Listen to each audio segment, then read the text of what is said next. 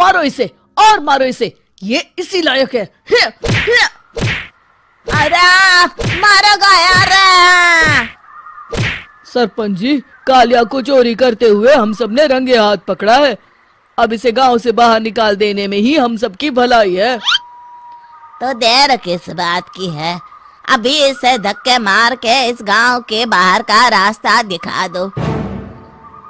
अरे सरपंच ऐसा मत करिए, मुझे एक मौका और दीजिए, मैं दोबारा कभी चोरी नहीं करूंगा। लेकिन गांव वाले उसकी एक नहीं सुनते और उसे मार मार के गांव की सीमा के बाहर निकाल देते हैं। मेरी कमर दर्द के मारे मेरी जान निकली जा रही है। कमबख्तों ने जम के धुलाई की है मेरी। अरे भगवान करे इनके गांव में भूचाल आ जाए, धरती फट जाए और सब गांव वाले उसमें समा जाए। चलते चलते कालिया जंगल में पहुंच जाता है। उसे वहां एक प्रयोगशाला दिखाई देती है। अरे इस जंगल में ये अजीब सा दिखने वाला घर किसने बनाया है, चल कर देखना पड़ेगा। कालिया प्रयोगशाला के पास चला जाता है। दो वैज्ञानिक प्रयोगशाला में बातें कर रहे होते हैं। बधाई हो डॉक्टर चमन, आखिरकार हम दोनों ने मिलकर एक ऐसी घड़ी का आविष्कार कर लिया है जिसे पहनकर कोई भी इंसान गायब हो सकता है। हाँ, तुमने बिल्कुल सही कहा डॉक्टर जर्माटो। अब कल सुबह ही हम इस जंगल से निकल जाएंगे, लेकिन उससे पहले आज रात के खाने का बंदोबस्त करते हैं। हाँ, मुझे तो बड़ी जोरों से भूख लगी है, चलो चलते हैं। दोनों वैज्ञानिक वहां से चले जाते हैं। उनके जाते ही कालिया प्रयोगशाला में दाखिल होता है। अच्छा, तो ये बात है। कालिया बड़े से कांच के अंदर रखी घड़ी को बाहर निकाल लेता है और अपनी कलाई पर बांध लेता है। फिर घड़ी में लगा बटन दबा देता है। कालिया को एक जोरदार झटका लगता है। कालिया अपने आप को आईने में देखता है तो उसका पूरा शरीर पूरी तरह से गायब हो चुका होता है। अब तो जो चाहे वो कर सकता हूँ। सबसे पहले मैं उन सभी को सबक सिखाऊंगा। गांव वालों, मैं आ रहा हूँ। कालिया गांव की ओर चल पड़ता है। थोड़ी देर के बाद दोनों वैज्ञानिक वहां आते हैं। अरे ये क्या, लगता है कोई हमारी घड़ी चुरा कर ले गया है। ये देखो पैरों के निशान। अब क्या होगा, अगर वो घड़ी किसी गलत हाथों में पड़ गई तो अनर्थ हो जाएगा। तुम चिंता मत करो, हमारी घड़ी में जो बैटरी लगी है ना, वो सिर्फ 24 घंटे चलेगी।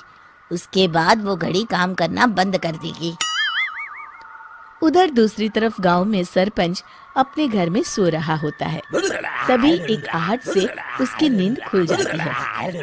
अरे कौन है वहाँ? बड़े मजे से सो रहा है, आज मैं तुझे नहीं छोड़ूंगा। कालिया पास में पड़ा डंडा उठाकर सरपंच की पिटाई शुरू कर देता है। ये ले, ये ले, तू इसी लायक है, ले।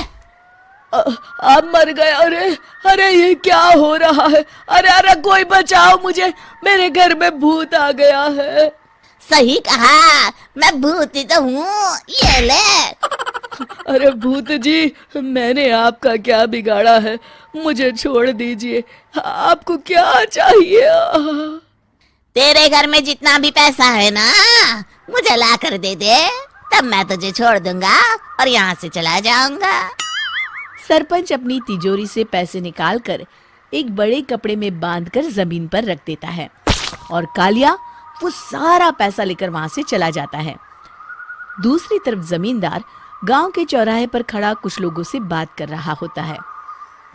इस कमीने जमींदार ने भी मुझे बहुत पीटा था, इससे भी बदला लेना तो बनता है। हाँ? जमींदार अचानक अपने आप को चांटे मारने लगता है। अरे भाई ये क्या हो रहा है? जमींदार साहब, अब ठीक तो है ना? अरे मुझे नहीं पता भाई।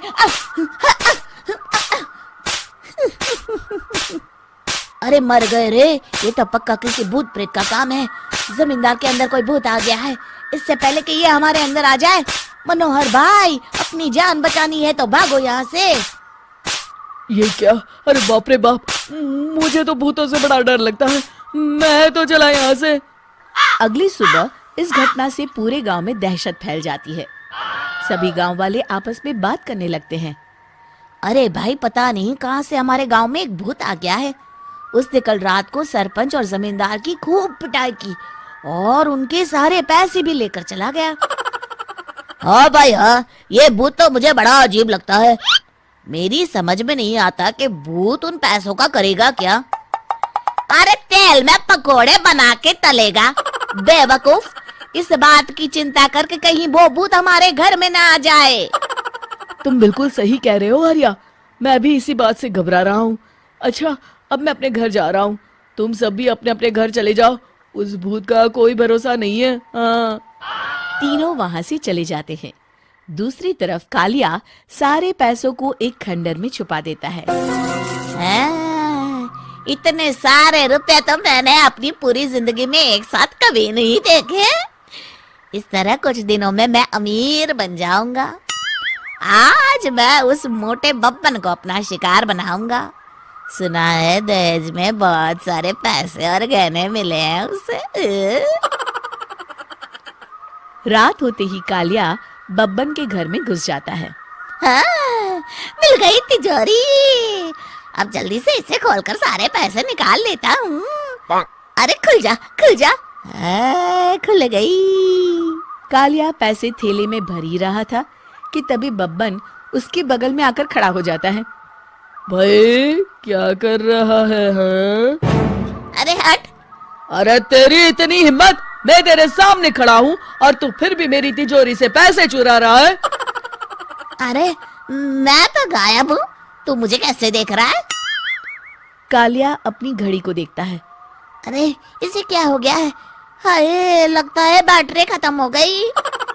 अच्छा, तो आज मैं तेरी बैटरी अच्छे से चार्ज कर देता हूँ। अरे भाग्यवान, जरा मेरा डंडा तो लाना। ये मोटा मुझे नहीं छोड़ेगा। अरे भागो। कालिया भागकर घर के बाहर जाता है।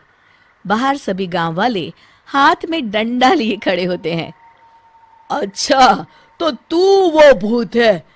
मुझे माफ कर दीजिए सरपंच जी, मैं आपके और जमींदार जी के सारे पैसे लौटा दूंगा और आज ही हमेशा के लिए ये गांव छोड़कर चला जाऊंगा। शिक्षा: बुराई ज्यादा दिन की मेहमान नहीं होती, एक दिन उसका अंत हो ही जाता है।